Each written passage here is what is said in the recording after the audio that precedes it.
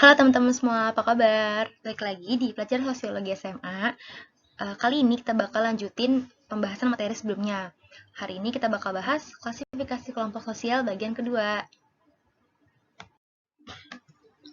Nah, yang pertama kita bakal bahas klasifikasi kelompok berdasarkan identifikasi diri. Ada dua nih, yang pertama in-group, yang kedua out-group. Nah, in-group sendiri merupakan kelompok sosial di mana antara anggotanya saling simpati dan memiliki perasaan dekat satu sama lain. Di in-group sendiri juga bisa kita lihat itu ada kerjasama, persahabatan, keteraturan, dan perdamaian. Nah, contoh dari in-group adalah sekelompok siswa sedang bekerja sama dalam membuat suatu kerajinan tangan. Nah, untuk out-group sendiri, dia ini merupakan suatu kelompok yang berada di luar kelompok lain yang disertai dengan munculnya prasangka, antagonisme atau antipati, pokoknya sifat-sifat yang berlainan dari si in-group ini, dan juga non-kooperatif. Contoh buat si out-group ini adalah misalnya rasis yang terjadi pada seorang warga berkulit hitam yang tinggal di lingkungan masyarakat kulit putih, kayak gitu teman-teman. Jadi untuk bedanya si in-group sama out-group ini sebenarnya gampang banget. Kalau si in-group ini lebih bersifat bersahabat, kooperatif, kerjasama. Nah, kalau si out-group ini kebalikannya. Dia ini sifatnya prasangka, antagonis, terus non-kooperatif, kayak gitu. Berikutnya kita bakal bahas klasifikasi kelompok berdasarkan kualitas hubungan di antara para anggotanya. Yang pertama, ada kelompok primer. Kelompok primer adalah kelompok yang ditandai dengan adanya hubungan yang sangat dekat, sangat pribadi di antara para anggotanya. Dan hubungan kelompok ini juga bertahan lama, bahkan bisa sampai seumur hidup loh. Nah, mereka ini nih dilandasi dengan rasa cinta, kepedulian, kesetiaan, rasa kasih sayang, dan juga dukungan. Terus, kelompok primer juga memiliki peranan yang sangat besar dalam kehidupan masing-masing individu. Karena di kelompok primer ini, setiap individu melakukan tahap belajar mengembangkan sifat-sifat sosial dan norma-norma dalam masyarakat.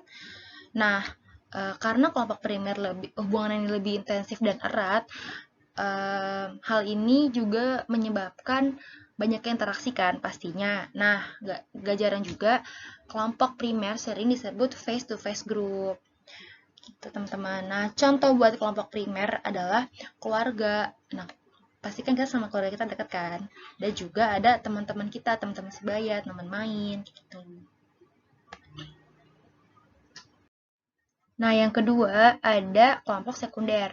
Berbeda sama kelompok primer, kelompok sekunder ini hubungannya nggak harus mengenal secara pribadi, bahkan kurang akrab, dan mempunyai sifat yang nggak bertahan lama atau nggak langgeng. Karena kelompok sekunder ini cuma didasari pada kepentingan ataupun tujuan yang sama gitu. Nah, kelompok sekunder ini bertujuan mencapai suatu tujuan tertentu, sehingga kelompok tersebut lebih mempunyai peran sebagai sarana, bukan hanya tujuan. Kelompok ini sifatnya formal, imparsial, parsial, dan dilandaskan pada pemanfaatan kelompok semata. Jadi contohnya ini kayak lingkungan kerja. Nih, ada contohnya kan, namanya ini self-interest group, kelompok kepentingan umum. Jadi dia ini cuma dilandasi pada tujuan yang mau dicapai aja, bukan secara personal, gitu teman-teman. Nah, untuk si kelompok sekunder ini juga biasanya mereka ini bakal bubar atau bakal pisah setelah tugas atau tujuan tercapai. Dan kelompok sekunder juga nggak punya pengaruh terhadap anggotanya karena mereka nggak hidup dalam kehadiran pemikiran yang sama satu sama lain. Jadi cuman sebatas mencapai tujuan kerjaan atau suatu proyek aja gitu. Nah, terakhir kita bakal bahas klasifikasi kelompok berdasarkan mencapai tujuan. Yang pertama, ada kelompok formal.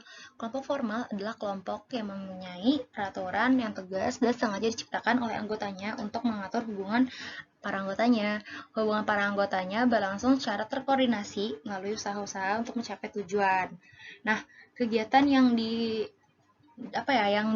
ada di dalam kelompok formal ini juga didasarkan pada aturan-aturan yang sebelumnya sudah ditentukan gitu. Nah, untuk contoh dari si kelompok formal ini biasanya tuh yang berbentuk organisasi, teman-teman. Kayak misalnya Palang Merah Indonesia, partai politik, Serikat Petani Indonesia, dan lain-lain. Yang kedua, ada kelompok informal. Kelompok informal sendiri merupakan kesatuan hidup manusia yang nggak mempunyai struktur dan organisasi tersebut. Kelompok informal ini biasanya timbul karena pertemuan berulang kali, dan pertemuan tersebut itu jadi dasar bagi ketemunya kepentingan dan pengalaman yang sama.